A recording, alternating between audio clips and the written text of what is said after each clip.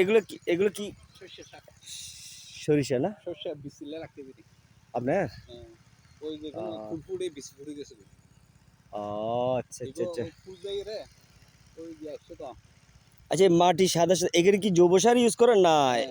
খালা হাঁস যে ওই ড্যাপ ড্যাপ গাছের ড্যাপ হ্যাঁ হ্যাঁ এটা বানাতে যাবো না হ্যাঁ হ্যাঁ হ্যাঁ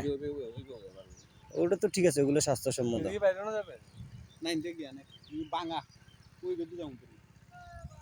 এদিকে যাবে না আপনি এখানে কয়টা ক্ষেত করতেছেন কাকা? আচ্ছা আর 500 খানি আছে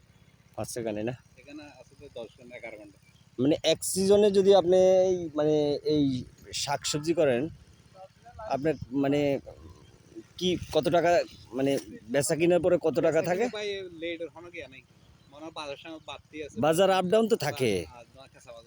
এমনি ধরেন আপনার সবকিছু শেষ বেশ যে আপনি খরচ বরচ বাদ দিয়ে পরের 3 মাস চলতে পারেন কিনা সংসার চালানো যায় কিনা বা 6 মাস এরকম যায় না মাস 2 মাস ভিতরে যায় না মাস 2 মাস চলা যায় না এমনি সবগুলো তো আপনার ওই যে যেটা বলতেছেন কি সার ব্যবহার করেন বলছেন